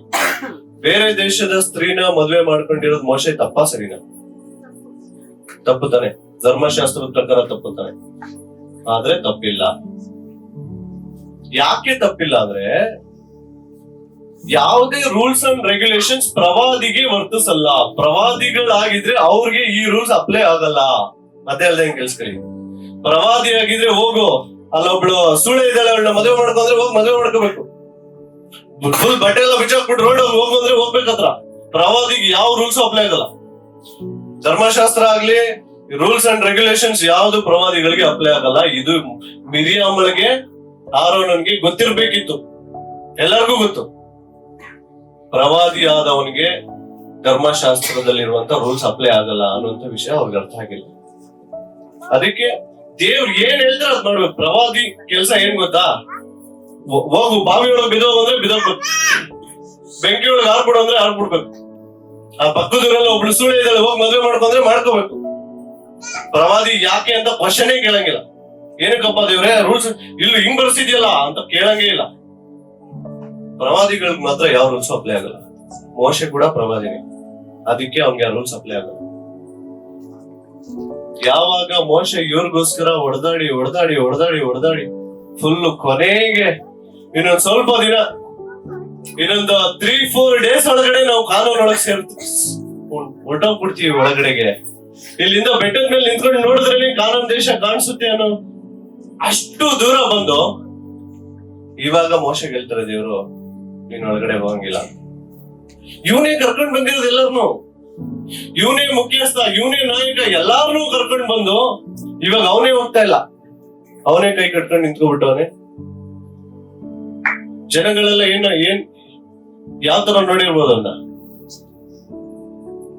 ಜನಗಳೆಲ್ಲ ಬಾಯಿ ಹೇಳ್ಬಿಟ್ಟು ಹೋಯ್ತಾರೆ ಅವನ್ಗೂ ಹೃದಯದೊಳಗಡೆ ತುಂಬಾ ಕಷ್ಟ ಆಗ್ತಿದೆ. ನಾನೇ ಅಲ್ವಾ ಕರ್ಕೊಂಡ್ ಬಂದಿದ್ದೀನಿ, ನಾನೇ ತಾನೇ ಮುಖ್ಯಸ್ಥ, ಕಾನೂನು ದೇಶಕ್ಕೆ ಹೋಗ್ಬೇಕಾಗಿದ್ದು ನಾನೇ ತಾನೇ, ಆಲೋಚನೆ ಅರಿಯೋ ದೇಶ ನಿಮ್ಗೆ ಕೊಡ್ತೀನಿ ಅಂತ ನಮ್ಗೆ ತಾನೇ ಹೇಳಿದ್ದು. ವಾಗ್ದಾನ ದೇಶದೊಳಗಡೆ ನಾನೇ ಹೋಗ್ತಾ ಇಲ್ವಲ್ಲ, ನಾನೇ ತಾನೇ ಕರ್ಕೊಂಡ್ ಬಂದಿದ್ದೀವಿ ಅವ್ರನ್ನೆಲ್ಲಾರು. ಬಟ್ ನಾನೇ ಹೊರಗಡೆ ನಿಂತ್ಕೊಳ್ತಾ ಇದೀನಿ, ನನ್ ಮುಂದೆ ನಿನ್ನೆ ಮೊನ್ನೆ ಬಂದಿರುವಂತವ್ರೆಲ್ಲ ಒಳಗಡೆ ಹೋಗ್ಬಿಡ್ತೀವಿ. ದೇವ್ರ ವಾಕ್ಯ ಏನ್ ಹೇಳುತ್ತೆ ಅಂದ್ರೆ, ನಿಮ್ಮೆಲ್ಲರಿಗಿಂತ ಮುಂಚೆ ಕೊಲೆಗಾರರು, ಸುಳ್ಳೆರು ಆ ಜಾಗನ ಆಕ್ರಮಿಸ್ಕೊಂಡ್ಬಿಡ್ತಾರೆ ಅಂತ ಹೇಳಿ. ವ್ಯಭಿಚಾರ ಮಾಡಿರುವಂತವ್ರು ಅವ್ರು ಹೋಗ್ಬಿಟ್ಟು ಆ ಜಾಗ ಆಕ್ರಮಿಸ್ಕೊಂಡ್ಬಿಟ್ಟಿರೋದು ನಿಮ್ಗಿಂತ ಮುಂಚೆ. ಯಾಕೆ ಇಷ್ಟೊಂದು ಸೀರಿಯಸ್ ತಗೊಂಡ್ರು ದೇವ್ರು? ಜನಗಳೆಲ್ಲರ ಮುಂದೆ ಮೋಶೆನ ವಹಿಸ್ಕೊಂಡ್ ಮಾತಾಡಿ, ಮೋಶೆ ನೀನ್ ಹೂವನ್ನು ಇವ್ರೆಲ್ಲಾರನ್ನೂ ತಕ್ಬಿಡ್ತೀನಿ, ನನ್ಗೆ ಸಾಕು, ನಿನ್ನಿಂದ ಬರುವಂತ ಜನರೇಷನ್ ಸಾಕು ಅಂತ ಹೇಳಿರುವಂತ ದೇವ್ರು ಅಷ್ಟೊಂದ್ ತಪ್ಪು, ಅಷ್ಟೊಂದ್ ಸೀರಿಯಸ್ ಏನ್ ಮಾಡಿದ್ರು? ಮೋಶೆ ಅಂತ ದೊಡ್ಡ ತಪ್ಪು ಏನ್ ಮಾಡ್ದ? ಆರೋನ ಆದ್ರೆ ವಿಗ್ರಹ ಆರಾಧನೆನೇ ಮಾಡಿಸ್ಬಿಟ್ಟ ಎಲ್ಲರ ಕೈಲಿ. ಬಟ್ ಆರೋನಿಗೆ ಏನು ಮಾತಾಡ್ತಾ ಇಲ್ಲ. ಮೋಶೆ ಏನ್ ಮಾಡ್ದ? ಏನ್ ತಪ್ಪು ಮಾಡ್ದ ಹೇಳಿ ಮೋಶೆ? ಸಿಂಪಲ್ ಅಲ್ವಾ? ಏನು ಕೋಪದಲ್ಲಿ ಇವಾಗ ಜನಗಳೆಲ್ಲ ಕಾಟ ಕೊಡ್ತಾರಲ್ಲ ಅಂದ್ಬಿಟ್ಟು ದ್ರೋಹಿಗಳೇ ಇನ್ನು ಎಷ್ಟು ದಿನ ಅಂತ ನಿಮ್ ಜೊತೆ ಸಾಯ್ಬೇಕು ಅಂದ್ಬಿಟ್ಟು ಬಂಡೆಗೆ 2 ಸರಿ ಹೊಡೆದ. ಇಷ್ಟೇ. ಆ ಪರಿಸ್ಥಿತಿಲಿ ಇದ್ರೆ ನಾವೆಲ್ಲ ಎಲ್ಲರೂ ಅದೇ ಕೆಲಸನೇ ಮಾಡೋದು. ಬಟ್ ದೇವ್ರ ಅದನ್ನ ಸೀರಿಯಸ್ ತಗೊಳ್ತಾರೆ. ಯಾಕೆ ಇಷ್ಟು ದೊಡ್ಡ ಪಾಪನ ದೇವ್ರ ಸೀರಿಯಸ್ ಆಗಿ ತಗೊಳ್ದೆ, ಇಷ್ಟು ಚಿಕ್ಕ ಪಾಪನ ಯಾಕೆ ದೇವ್ರ ಸೀರಿಯಸ್ ಆಗಿ ತಗೊಳ್ತಾರೆ? ಒಂದ್ಸರಿ ಜ್ಞಾಪಿಸ್ಕೊಳ್ಬೇಕು, ದೇವ್ರು ಎಲ್ಲರಿಗೂ ಅವ್ರವ್ರದೇ ಲೆಕ್ಕಾಚಾರದ ಮೇಲೆ, ಮೆಜರ್ಮೆಂಟ್ ಮೇಲೆ ನ್ಯಾಯ ತೀರ್ಪು. ನಂಗಿಂತ ಚಿಕ್ಕವನ್ ಇವಾಗ ನಿನ್ನೆ ಮೊನ್ನೆ ಒಬ್ಬ ರಕ್ಷಣೆ ಹೊಂದಿರ್ತಾನೆ, ಅವನಿಗೆ ನ್ಯಾಯ ತೀರ್ಪು ಬೇರೆ ಹತ್ರ ಇರುತ್ತೆ. ನಾನು 20 ವರ್ಷದಿಂದ ಯೇಸು ಸ್ವಾಮಿ ಹಿಂಬಾಲಿಸ್ತಾ ಇದೀನಿ, ವಾಕ್ಯ ಓದ್ತಾ ಇದೀನಿ, ಪ್ರಾರ್ಥನೆ ಮಾಡ್ತಾ ಇದೀನಿ, ನನಗೆ ಬೇರೆ ತರ ಇರ್ತದೆ. ಎಲ್ಲರಿಗೂ ಒಂದೇ ಸಮಯ ಇರಲ್ಲ. ಆರೋನ ಅವನು ಭಯ ಸ್ವಭಾವ, ಅವನ ಜನಗಳಿಗೆ ಏನಾದ್ರೂ ಹೇಳಿದ್ರೆ ಅವ್ರಿಗೆ ಎದುರ್ಕೊ ಬಿಡ್ತೀನಿ. ಅವನು ಮೋಶೆ ಅಷ್ಟು ಕರೇಜು, ಮೋಶೆ ಅಷ್ಟು ಧೈರ್ಯ, ಫರೋಹನ್ ಮುಂದೆ ಹೋಗಿ ಫುಲ್ ಧೈರ್ಯವಾಗಿ ಮಾತಾಡೋಕು ಅವ್ನಿಗಾಗಲ್ಲ. ಜಸ್ಟ್ ಟ್ರಾನ್ಸ್ಲೇಷನ್ ಮಾಡ್ಕೋಬಹುದು ಅಷ್ಟೇ. ಅವನು ಆರೋನನ್ ಮನ್ಸೇನು ಅಂತ ದೇವ್ರಿಗೆ ಗೊತ್ತು, ಅದೇ ತರ ಮೋಶೆ ಮನ್ಸೇನು ಅಂತಾನು ಗೊತ್ತು.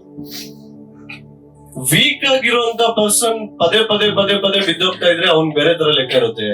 ಸ್ಟ್ರಾಂಗ್ ಆಗಿರುವ ಪರ್ಸನ್ ಒಂದ್ಸರಿ ಬಿದ್ದೋದ್ರು ಅದು ಬೇರೆ ಲೆಕ್ಕ ಇರುತ್ತೆ. ಮೋಶೆ ಒಂದೇ ಸಾರಿ ತಪ್ಪು ಮಾಡಿದ್ರು ಕೂಡ ಅದಕ್ಕೆ ಕಠಿಣವಾಗಿರುವಂತ ಶಿಕ್ಷೆ ಕೊಡ್ತಾರೆ ದೇವರು. ಹೋಗ್ಲೇ ಬೇಡ, ಒಳಗಡೆ ಹೋಗಂಗೆ ಇಲ್ಲ ನೀನು.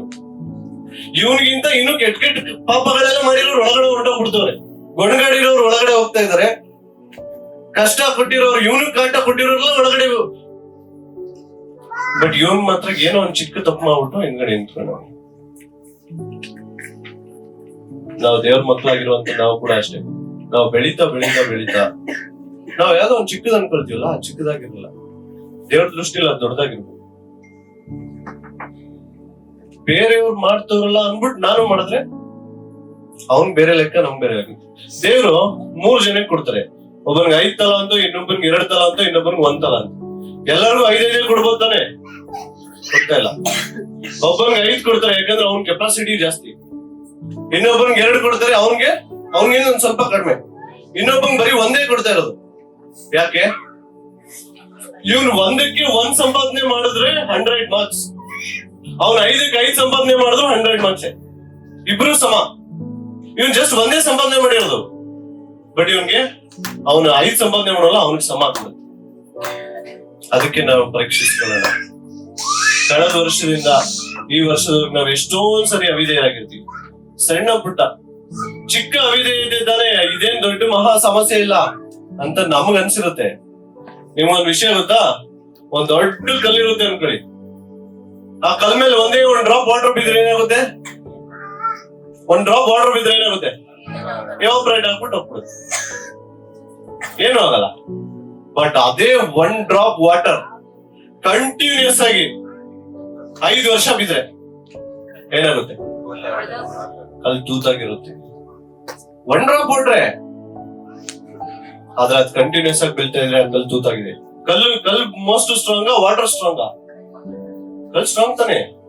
ಕಲ್ ಸ್ಟ್ರಾಂಗ್ ಆಗಿದ್ರು ಕೂಡ ಚಿಕ್ಕ ಪಾಪ ಒಂದೊಂದೇ ಫ್ರೀಕ್ವೆಂಟ್ ಆಗಿ ಬೀಳ್ತಾನೆ ಇದ್ರೆ ಕಲ್ಲು ಕೂಡ ಕರಗುತ್ತೆ. ಮರಣಕರವಾದ ಪಾಪ ಮರಣಕರವಲ್ಲದ ಪಾಪ ಅಂತ ಇದೆ ಬೈಬಲ್ ಅಲ್ಲಿ.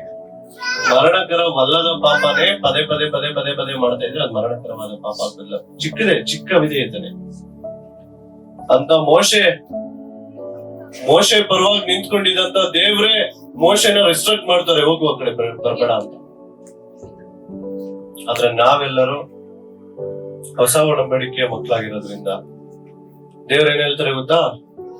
ನಿಮ್ ಪಾಪನ ನಾನ್ ಜ್ಞಾಪಕನೇ ಇಟ್ಕೊಳ್ಳಲ್ಲ, ನಾನ್ ಬೆನ್ನಿಂದೆ ಬಿಸಾಕ್ಬಿಡ್ತೀನಿ. ನೀವೇನಾದ್ರೂ ನಿಮ್ ಪಾಪನ ಒಪ್ಕೊಂಡು ಅರಿಕೆ ಮಾಡಿ ಬಿಟ್ಟು ಬಿಡೋದಾದ್ರೆ, ವಾಕ್ಯದಲ್ಲಿ ಮೂರ್ ಸ್ಟೇಜ್ ಇದೆ. ಪಾಪನ ಫಸ್ಟ್ ಒಪ್ಕೊಳ್ಬೇಕು. ಒಪ್ಕೊಳ್ಳೋದಂದ್ರೆ ನಮ್ ಮನ್ಸಲ್ಲಿ ಕನ್ವಿನ್ಸ್ ಆಗೋದು ಅಲ್ವಾ? ಬಾಯಿಂದ ಅರಿಕೆ ಮಾಡ್ಬೇಕು. ಅರಿಕೆ ಯಾಕೆ ಮಾಡ್ಬೇಕು? ನಮ್ ಬಾಯಿಂದ ಅರಿಕೆ ಮಾಡಿ ಅದನ್ನ ಬಿಟ್ಬಿಡ್ಬೇಕು ನಾವು. ಈ 3 ಸ್ಟೇಜ್ ನಾವು ಮಾಡಿದ್ರೆ ಆ ಪಾಪ ಇನ್ಮೇಲೆ ನಾನ್ ನೋಡಿಲ್ಲ ಅದನ್ನ ಅಂತ ಬಿಸಾಕ್ಬಿಡ್ತಾರೆ. ಮೋಶೆಗೆ ಈ ಪ್ರಿವಿಲೇಜ್ ಇರ್ಲಿಲ್ಲ. ಮೋಶೆ ಮಾಡಿರೋ ಒಂದ್ ಚಿಕ್ಕ ತಪ್ಪುಗೂ ಕೂಡ ದೇವ್ರು ಮೋಶೆ ಬಾಡಿನ ದೇವ್ರೇ ಹೋಗಿ ಮಣ್ ಮಾಡಿ ಊತ ಹಾಕ್ಬಿಟ್ಟು ಬರ್ತವ್ರಂದ್ರೆ ಮೋಶೆ ಎಷ್ಟ್ ಇಷ್ಟ ಇರ್ಬೋದು ದೇವ್ರಿಗೆ. ಯಾರ್ದಾದ್ರೂ ಬಾಡಿನ ದೇವ್ರು ಊತ ಹಾಕಿದ್ರ? ಎಂಟೈರ್ ಬೈಬಲ್ ಚರಿತ್ರೆಯಲ್ಲಿ ತೆಗೆದು ನೋಡಿ, ಯಾರ ಬಾಡಿನೂ ಯೆಹೋವನು ಅವನ ಬಾಡಿನ ಊತ ಹಾಕಿದ್ರು, ಅವನ್ ಬಾಡಿನ ಹೂಣಿಟ್ಟನು ಅಂತ ಯಾರಿಗೂ ಬರ್ದಿಲ್ಲ. ಬಟ್ ಮೋಶೆ ಬರ್ದಿದೆ. ಮೋಶೆ ಸಾಯುವಾಗ್ಲೂ ಕೂಡ ದೇವ್ರಿಗೆ ಮೋಶೆ ಅಂದ್ರೆ ಸಕ್ಕತ್ ಇಷ್ಟ. ಆದ್ರೂ ಕೂಡ ಒಂದ್ ತಪ್ಪು ಮಾಡಿದವರು ಶಿಕ್ಷೆ ಅನುಭವಿಸ್ಲೇಬೇಕು. ಅದಕ್ಕೆ ನಾವು ಪ್ರಾರ್ಥನೆ ಮಾಡೋಣ, ನಮ್ಮನ್ನ ನಾವು ಒಪ್ಪಿಸ್ಕೊಳ್ಳೋಣ. ಈ ವರ್ಷ ಪೂರ್ತಿ ಎಷ್ಟು ಸರಿ ನಾವು ಅವಿಧೇಯರಾಗಿ ಹೋಗುತ್ತಿಲ್ಲ, ಎಷ್ಟು ಸರಿ ನಾವು ಪವಿತ್ರಾತ್ಮ ನಮ್ನ ಫೋರ್ಸ್ ಮಾಡಿದ್ರು ಕೂಡ, ಪವಿತ್ರಾತ್ಮ ನಮ್ನ ಬಲವಂತ ಮಾಡಿದ್ರು ಕೂಡ ನಾವು ಅವ್ರನ್ನ ರಿಜೆಕ್ಟ್ ಮಾಡಿ ಸೈಡ್ಗಿಟ್ಟು. ಬೈಬಲ್ ಅಲ್ಲಿ ಏನಂತ ಇರುತ್ತೆ ಗೊತ್ತಾ? ಪವಿತ್ರಾತ್ಮನನ್ನು ನಂದಿಸಬೇಡಿರಿ ಅಂತ ಇರುತ್ತೆ. ನಂದಿಸೋದಂದ್ರೆ ಏನ್ ಗೊತ್ತಾ? ಏನ್ ನಂದಿಸೋದಂದ್ರೆ ಅಂತ ಹಿಂಗ ಕ್ಯಾಂಡಲ್. ಪವಿತ್ರಾತ್ಮನು ನಮ್ಮ ಒಳಗಡೆ ಪದೇ ನರಳಾಟದಿಂದ ನಮಗೋಸ್ಕರ ಪ್ರಾರ್ಥನೆ ಮಾಡಿ ಅಲಾರಾಮ್ ಕೊಟ್ಟು ಎಚ್ಚರಿಸ್ತಾನೆ ಇರ್ತಾರೆ. ಒಂದ್ ಲಿಮಿಟ್ ಕ್ರಾಸ್ ಆದ್ಮೇಲೆ ನಿಮ್ಗೆ ಮತ್ತೆ ಕಾನ್ಶಿಯಸ್ ಬರೋದೇ ಇಲ್ಲ. ಇನ್ನೊಂದ್ಸರಿ ಪಶ್ಚಾತ್ತಾಪ ಪಡುವಂತ ಪವಿತ್ರಾತ್ಮ ಬಲವಂತ ಮಾಡೋ ಒಳಗೆ ಇದ್ರೆ ತಾನೆ ನಮಗ್ ಪದೇ ಒಳಗಡೆ ಏನಾದ್ರು ತಪ್ಪು ಮಾಡಿದಾಗ ಒಂದ್ ಪಶ್ಚಾತ್ತಾಪ ಪಡ್ಬೇಕು ಅಂತ ಅನಿಸ್ತಾ ಇದೆ ಅಂದ್ರೆ ನಾವು ಅದನ್ನ ಗುಡ್ ಸೈನ್ ಆಗಿ ತಗೊಳ್ಬೇಕು. ಇದು ಒಳ್ಳೆ ಸಿಗ್ನೇಚರ್, ಒಳ್ಳೆ ಸೈನ್. ಯಾಕೆ? ಸೆನ್ಸಾರ್ ವರ್ಕ್ ಆಗ್ತಾ ಇದೆ. ನಾನು ಪಶ್ಚಾತ್ತಾಪ ಪಡ್ಬೇಕಂತ ಒಳಗಡೆ ಪ್ರೆಷರ್ ಬೀಳ್ತಿದೆ ಅಂದ್ರೆ ಪವಿತ್ರಾತ್ಮರು ನಮ್ಮ ಒಳಗಡೆ ಇದಾರೆ ಅಂತ ಅರ್ಥ, ಕಾರ್ಯ ಮಾಡ್ತಾ ಇದಾರೆ ನಮ್ಗೆ ಅಂತ. ಯಾವಾಗ ನಾವ್ ಎಷ್ಟೇ ಪಾಪ ಮಾಡಿದ್ರು ಯಾವ ಸೈನು ಬರ್ತಿಲ್ಲ, ನಮ್ಗೇನು ಅನಿಸ್ತಾನೆ ಇಲ್ಲ ಅಂದ್ರೆ ಅದು ತುಂಬಾ ಎಲ್ಲದಕ್ಕಿಂತ ದೊಡ್ಡ ಸಮಸ್ಯೆ, ದೊಡ್ಡ ಕಾಯಿಲೆ. ನಮ್ಮ ಒಳಗಡೆ ಅನಿಸ್ತಾ ಇದೆಯಾ ನಾವೇನಾದ್ರು ಒಂದ್ ತಪ್ಪು ಮಾಡ್ಬಿಟ್ರೆ ಇಮಿಡಿಯೇಟ್ ಆಗಿ ಯಾಕೋ ಒಂದ್ ಸ್ವಲ್ಪ ದುಃಖ ಆದಂಗೆ, ಹೊಟ್ಟೆ ಎಲ್ಲ ಫುಲ್ ಬಿಸಿ ಆದಂಗ ಆಗ್ತಾ ಇದೆ ಅಂದ್ರೆ ಪವಿತ್ರಾತ್ಮರು ಒಳಗಡೆ ನರಳಾಡ್ತಾ ಇದಾರೆ ಅಂತ. ನಮ್ಗೆ ಅಲಾರಾಮ್ ಕೊಡ್ತಾ ಇದಾರೆ ಅಂತ, ಸರಿ ಮಾಡ್ಕೊ ಟೇಕ್ ಯು ಡೌನ್ ಅಂತ. ಪವಿತ್ರಾತ್ಮ ನಮ್ಮ ಒಳಗಡೆ ಇದ್ದು ಯೇಸು ಸ್ವಾಮಿ ಏನ್ ಹೇಳ್ಬಿಟ್ಟು ಹೋಗ್ತಾರೆ ಗೊತ್ತಾ? ನಿಮ್ಮನ್ನ ಒಂಟಿಯಾಗಿ ಬಿಡಲ್ಲ, ನಿಮ್ಗೋಸ್ಕರ ಪವಿತ್ರಾತ್ಮನನ್ನ ಕೊಟ್ಬಿಟ್ಟು ಹೋಗ್ತಾರೆ. ನೀವು ಗಮನಿಸ್ ನೋಡಿ, ಯೇಸು ಸ್ವಾಮಿ ಶಿಲ್ಬೆಗೆ ಹಾಕಿದ ದಿನದಿಂದ ಮತ್ತೆ ಅವ್ರ ಶಿಷ್ಯಂದ್ರಿಗೆ ಕಾಣಿಸ್ಕೊಂಡು ತಗೊಳ್ಳಿ ಪವಿತ್ರಾತ್ಮನ ಸ್ವೀಕರಿಸಿ ಅಂತ ಓದೋವರೆಗೂ ಇವ್ರು ಏಕಾಂಗಿಗಳಾಗಿದ್ರು. ಮೊದ್ಲಿದ್ದಂತ ಬಲ ಇರ್ಲಿಲ್ಲ. ಪವಿತ್ರಾತ್ಮ ಒಳಗ್ ಬಂದ್ಮೇಲೆನೆ ಮತ್ತೆ ಹೊಸ ಬಲ. ನಮ್ಮೊಳಗಡೆನೂ ಪವಿತ್ರಾತ್ಮ ಇದೆ. ನಮ್ಮೊಳಗ್ ಪವಿತ್ರಾತ್ಮ ಪದೇ ನಮ್ಗೆಲ್ಲ ನಮ್ಗೆ ಕೊಡ್ತಾನೆ ಇಲ್ಲ. ಕೊಡ್ತಾ ಇರುವಾಗ ಪವಿತ್ರಾತ್ಮನಿಗೆ ನಾವು ಒಬೆಯಾಗಿ ವಿಧೇಯರಾಗಿ ಪೌಲ ಹೇಳಿರೋ ತರ ನನ್ ದೇಹನ ನಾನು ಜಜ್ಜಿ ನನ್ನ ಅಧೀನ ಮಾಡ್ಕೊಂಡ್ರೆ ಮಾತ್ರ ಹೋರಾಟದೊಳಗಡೆ ನಾವು ಕಾನೂನು ದೇಶದೊಳಗಡೆ ಪರಮ ಕಾನೂನು ಆಗಿರುವಂತ ಪರಲೋಕದೊಳಗಡೆ ಸೇರೋದಕ್ಕೆ ಸಾಧ್ಯ. ನಾವೇನಾದ್ರೂ ಇಲ್ಲ ನನ್ ಕೋಪನೆ ನನ್ ಸೆಲ್ಫಿಶ್ ನನ್ ಎಮೋಷನ್ ಜಾಸ್ತಿ ಅನ್ಬಿಟ್ಟು ಹೋಗಿ ಜೋರಾಗಿ 1-2 ಸರಿ ಹೊಡ್ಬಿಟ್ರೆ ಬಂಡೆಗೆ ಚಿಕ್ಕ ವಿಧೇಯತನೇ ಆಗಿದ್ರು ಕೂಡ ದೇವ್ರ ಅದನ್ನ ಒಪ್ಪಲ್ಲ. ನನ್ ಎಮೋಷನ್ ಡಾಮಿನೇಟ್ ಮಾಡುವಾಗ ಏನಂತ ಅರ್ಥ ಅಂದ್ರೆ ಪವಿತ್ರಾತ್ಮನನ್ನ ಮೂಲೆಗೆ ತಳ್ಳಿದೀವಿ ಅಂತ. ಕುತ್ಕೊಂಡು ನಾನು ಓಡಿಸ್ತೀನಿ ಗಾಡಿ ಅಂತ. ಯಾವಾಗ ನಮ್ ಗಾಡಿನ ಪವಿತ್ರಾತ್ಮ ಓಡಿಸಕ್ ಕೊಡ್ತೀವಿ ಅವಾಗ ಪಕ್ಕ ಅದು ನಾವು ಪರಮ ಕಾನೂನು ಒಳಗಡೆ ಸೇರ್ಕೊಳ್ತೀವಿ. ಯಾವಾಗಿಲ್ಲ ಎಲ್ಲದಕ್ಕಿಂತ ದೇವ್ರ ಏನ್ ಹೇಳ್ತಾರೆ, ನಿನ್ ಶತ್ರುನೇ ಕ್ಷಮಿಸು ಅಂತ ದೊಡ್ಡ ಸ್ಟೇಟ್ಮೆಂಟ್ ಇದೆ. ಪ್ರಪಂಚ ಯಾರು ಹೇಳ್ದೇ ಇರುವಂತ ಒಂದ್ ಒಳ್ಳೆ ಸ್ಟೇಟ್ಮೆಂಟ್ ಏನು ಅಂದ್ರೆ, ನಿನ್ ಶತ್ರು ಆಗಿದ್ರು ನೀನ್ ಕ್ಷಮಿಸು ಅಂತ. ಶತ್ರುನೇ ಕ್ಷಮಿಸೋ ಹಂಗಲ್ ನಾವಿರುವಾಗ ನಮ್ಮ ಜೊತೆಗಿರುವಂತರ ಸಹೋದರನ್ನ ನಾವು ಕ್ಷಮಿಸಲ್ಲ ಅಲ್ವಾ, ನೆರೆಹೊರೆಯವ್ರನ್ನ ನಾವು ಕ್ಷಮಿಸಲ್ಲ.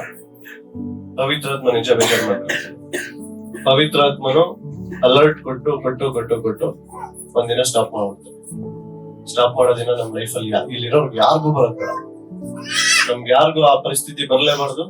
ಹೋರಾಟದಲ್ಲಿ ನಾವೇ ಬಲಹೀನರಾಗಿ ನಾವೇ ಫೇಲ್ ಆಗಿ ನಿಂತ್ಕೊಳ್ಬಾರ್ದು. ಇದೇ ನಮ್ಮ ಆಸೆ. ನಾವೆಲ್ಲರೂ ಒಟ್ಟಾಗಿ ಅದರ ಮುಂದೆ ನಮ್ಮನ್ನ ನಾವು ತಗ್ಗಿಸ್ಕೊಳ್ಳೋಣ.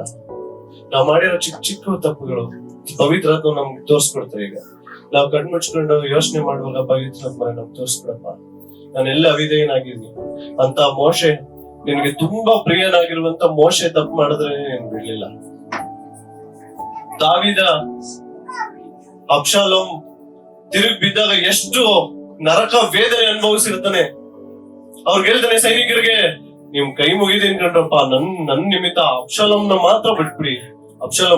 ಅಬ್ಷಾಲೋಮ್ ಸ್ವಂತ ಮಗ, ಅವನ್ ತಂದೆ ವಿರುದ್ಧವಾಗಿ ತಿರುಗಿ ಬಿದ್ದವನೆ. ತಂದೆ ವಿರುದ್ಧವಾಗಿ ಯುದ್ಧ ಮಾಡಕ್ ಬರ್ತಾ ಇರುವಂತ ಅಬ್ಷಾಲೋಮ್ ಬಗ್ಗೆ ತಂದೆ ಏನ್ ಹೇಳ್ತಾರೆ ಅಂದ್ರೆ, ಬಿಟ್ಬಿಡಿ ಅವನ್ನ ದಯವಿಟ್ಟು. ದೇವ್ರ ವಿರುದ್ಧವಾಗಿ ನಾವೇನಾದ್ರು ತಿರುಗಿ ಬಿದ್ದಿದ್ರೆ, ಪವಿತ್ರಾತ್ಮನ್ ವಿರುದ್ಧವಾಗಿ ನಾವೇನಾದ್ರು ಮಾಡಿದ್ರೆ ನಾವ್ ಅದನ್ನ ಒಪ್ಕೊಳ್ಳೋಣ. ದೇವ್ರು ಇವಾಗ್ಲೂ ಅದನ್ನ ತನ್ನ ಬೆನ್ನಿಂದೆ ಬಿಸಾಕಿ ಅದನ್ನ ಕಂಪ್ಲೀಟ್ ಆಗಿ ಮರ್ತು ಬಿಡೋದಕ್ಕೆ ದೇವ್ರ ಶಕ್ತನಾಗಿದೆ. ನಾವೆಲ್ಲರೂ ಕಣ್ಮುಚ್ಕೊಳ್ಳೋಣ. ಕೆಲವು ನಿಮಿಷ ನಮ್ಮನ್ನ ಪ್ರಾರ್ಥನೆಯಲ್ಲಿ ನಡೆಸ್ತಾರೆ ಸಂತೋಣ. ಕಣ್ಮುಚ್ಚಿ ನಾವೆಲ್ಲರೂ ಕಣ್ಮುಚ್ಚಿ ಸಾಧ್ಯ ಆದ್ರೆ ನಾವೆಲ್ಲರೂ ಕೂಡ ಮೊಣಕಾಲು ಹಾಕಿ ನಾವು ಪ್ರಾರ್ಥಿಸೋಣ. ಇದು ಪಶ್ಚಾತ್ತಾಪ ಪಡುವ ಸಮಯ.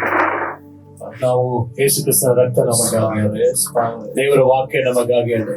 ಯೋಹಾನ ಬರೆದ ಸುವಾರ್ತೆ 15ನೇ ಅಧ್ಯಾಯ 3ನೇ ವಚನದ ಪ್ರಕಾರ, ಈಗ ನೀವು ನನ್ನ ಮಾತಿನ ದೆಸೆಯಿಂದ ಶುದ್ಧರಾಗಿದ್ದೀರಿ ಎಂಬುದಾಗಿ ಸ್ವಾಮಿ ಹೇಳಿದ್ದಾರೆ. ನಾವು ಆತನ ವಾಕ್ಯಗಳನ್ನ ಕೇಳಿದ್ದೇವೆ. ಆ ವಾಕ್ಯದಿಂದ ನಮ್ಮನ್ನ ತೊಳೆದುಕೊಳ್ಳೋಣ. ನಮ್ಮ ಹೃದಯ, ನಮ್ಮ ಮನಸ್ಸಾಕ್ಷಿಯನ್ನು ತೊಳೆದು ಶುದ್ಧೀಕರಿಸಿಕೊಳ್ಳೋಣ. ಹೌದು, ಪ್ರತಿಯೊಬ್ಬರು ಕೂಡ ನಮ್ಮ ಪಾಪಗಳು, ನಮ್ಮ ಜೀವನದಲ್ಲಿ ನಾವು ಮಾಡಿದ ಒಂದೊಂದು ಪಾಪಗಳನ್ನ ಆತನ ಮುಂದೆ ಅರಿಕೆ ಮಾಡೋಣ. ಪ್ರತಿಯೊಬ್ಬರು ಅರಿಕೆ ಮಾಡಿ. ಮನಸ್ಸಾಕ್ಷಿ ಮೂಲಕ, ಹೃದಯದ ಮೂಲಕ, ಹೌದು, ನಮ್ಮ ಪಂಚೇಂದ್ರಿಯಗಳ ಮೂಲಕ ಮಾಡಿದ ಪಾಪಗಳನ್ನ ನಾವು ಕೇಳೋಣ. ಪಶ್ಚಾತ್ತಾಪ ಪಡೋಣ. ಬಾಯಿಗಳನ್ನ ತೆರೆದು ನಾವು ಹೇಳೋಣ. ನಾವು ಕೇಳೋಣ. ಆತನ ಈ ವರ್ಷದಲ್ಲಿ ನಮ್ಮನ್ನ ಭೇಟಿ ಮಾಡ್ಲಿಕ್ಕಿದ್ದಾನೆ. ಆತನ ಈ ವರ್ಷ ನಮ್ಮನ್ನು ಭೇಟಿ ಮಾಡ್ಲಿಕ್ಕಿದ್ದಾನೆ. ಆತನನ್ನು ಸಂದರ್ಶಿಸುವುದಕ್ಕೆ ನಾವು ಸಿದ್ಧರಾಗೋಣ. ನಮ್ಮಲ್ಲಿ ಅಕ್ಷಮಾಪಣೆಯಾದೆಯೋ, ನಮ್ಮಲ್ಲಿ ಕಹಿಯಾದೆಯೋ, ನಮ್ಮಲ್ಲಿ ದೇವರು ಮೆಚ್ಚದ ಯಾವ ವಿಷಯ ಇರುವುದಾದ್ರೂ ಕೂಡ ಈಗಲೇ ನಾವು ಅದನ್ನು ಅರಿಕೆ ಮಾಡಿ ಬಿಟ್ಟು ಬಿಡೋಣ. 2026ನೇ ವರ್ಷ ಇದು ದೇವರು ನನ್ನನ್ನು ಮೆಚ್ಚುವ ವರ್ಷ. ಹೌದೌದು, ದೇವರು ನನಗೆ ಗೊತ್ತಿಲ್ಲ, ಏ ಸ್ವಾಮಿ ಬಂದು ನಮ್ಮನ್ನ ಕರೆದೊಯ್ಯುವ ವರ್ಷವಾಗಿರಬಹುದು. ನೆಕ್ಸ್ಟ್ ಮುಂದಿನ ಕ್ಷಣಗಳಲ್ಲಿ ಯೇಸು ನಮ್ಮನ್ನ ಕರೆದೊಯ್ಯುವುದಾದ್ರೆ ನಾವು ಹೇಗಿರ್ತೇವೆ? ಈಗಲೇ ನಾವು ಪಶ್ಚಾತ್ತಾಪ ಪಡೋಣ. ನಮ್ಮ ಶರೀರದಿಂದ ಮಾಡಿದ ಪ್ರತಿಯೊಂದು ಪಾಪಗಳಿಗಾಗಿ ನಾವು ಕ್ಷಮೆ. ಪ್ರತಿಯೊಬ್ಬರು ಬಾಯಿಗಳ ತೆರೆದು ಅಕ್ಕಪಕ್ಕದಲ್ಲಿ ಯಾರಿದ್ದಾರೋ ಯೋಚಿಸಬೇಡ್ರಿ. ಅಕ್ಕಪಕ್ಕದಲ್ಲಿ ಯಾರಿದ್ದಾರೋ ನಾವು ಯೋಚಿಸುವುದು ಬೇಡ. ಈಗಲೇ ಕಣ್ಣೀರಿನಿಂದ ಯಮನ ಪಾಪಗಳನ್ನು ನಾವು ಆಯ್ಕೆ ಮಾಡೋಣ. ನಮ್ಮ ಶರೀರದಿಂದ ಮಾಡಿದ ಪಾಪಗಳನ್ನು ಆಯ್ಕೆ ಮಾಡೋಣ. ನಮ್ಮ ಮನಸ್ಸಿನಿಂದ ಮಾಡಿದ ಪಾಪಗಳನ್ನು ಆಯ್ಕೆ ಮಾಡೋಣ. ಕರ್ತನೇ, ನಾನು ನೋಯಿಸಿದ್ದೇವೆ ಅಪ್ಪ. ಕರ್ತನೇ, ನನ್ನ ಹೃದಯದಿಂದ ನೋಯಿಸಿದ್ದೇನೆ, ನನ್ನ ಬಾಯಿಗಳಿಂದ ನೋಯಿಸಿದ್ದೇನೆ, ನಾನು ಇದನ್ನು ನಂದಿಸಿದ್ದೇನೆ ಅಪ್ಪ. ದೇವರ ಆತ್ಮವನ್ನು ಕ್ಷಮಿಸಿ. ತಿಳಿದು ನೋಯಿಸಿದ್ದೇನೆ, ನನ್ನನ್ನು ಕ್ಷಮಿಸಿ. ಮನಸ್ಸಲಾಗಿ ನಾನು ಮಾಡಬಾರದ ಪಾಪಗಳನ್ನ ಮಾಡಿದ್ದೇನೆ ಸ್ವಾಮಿ. ಯೋಸೇಫನು ಓಡಿ ಹೋದಂತೆ ಪಾಪ ಬಂದಾಗ ಓಡಿ ಹೋಗಲಿಲ್ಲ ಅಪ್ಪ. ನನ್ನನ್ನು ಕ್ಷಮಿಸು. ನನ್ನನ್ನು ಕ್ಷಮಿಸು ಸ್ವಾಮಿ. ನನ್ನನ್ನು ಕ್ಷಮಿಸು ಸ್ವಾಮಿ. ನನ್ನನ್ನು ಕ್ಷಮಿಸು ಸ್ವಾಮಿ. ನೀನು ಎಷ್ಟು ಬಾರಿ ಕರೆದಾಗಿ ನಾನು ಬರಲಿಲ್ಲಪ್ಪ. ನಂಬಿಗಸ್ತನಾಗಿರ್ಲಿಲ್ಲಪ್ಪ. ನನ್ನನ್ನು ಕ್ಷಮಿಸು. 2025 ನಂಬಿಗಸ್ತನಾಗಿರ್ಲಿಲ್ಲ ಸ್ವಾಮಿ. 2026 ಈ ಬಾಗಿಲಿನ ಈ ಒಂದು ಆಲಯದ ಬಾಗಿಲ ದಾಟಿ ನಾವು ಹೋಗುವುದಕ್ಕಿಂತ ಮುಂಚಿತವಾಗಿ ಸ್ವಾಮಿ ಶುದ್ಧೀಕರಿಸಲ್ಪಟ್ಟ ಪಾತ್ರೆಯಾಗಿ ಯಜಮಾನನ ಉಪಯೋಗಕ್ಕೆ ಉಪಯುಕ್ತವಾದ ಪಾತ್ರೆಯಾಗಿ ನನ್ನ ಮಾರ್ಪಡಿಸು ಸ್ವಾಮಿ. ನಿನ್ನ ರಕ್ತದಿಂದ ನನ್ನನ್ನು ತೊಳೆದು ಶುದ್ಧೀಕರಿಸು. ನಿನ್ನ ರಕ್ತದಿಂದ ನನ್ನನ್ನು ತೊಳೆದು ಶುದ್ಧೀಕರಿಸು. ಕೇಳೋಣ ಪ್ರತಿಯೊಬ್ಬರು ಕಣ್ಣೀರಿನಿಂದ ಕೇಳೋಣ. ಆತನ ಬಳಿ ಕಣ್ಣೀರಿನಿಂದ ಕೇಳೋಣ. ಕಣ್ಣೀರಿನಿಂದ ಆತನ ಬಳಿಯಲ್ಲಿ ಕೇಳೋಣ. Yes, Lord. Yes, Lord. Yes, Lord.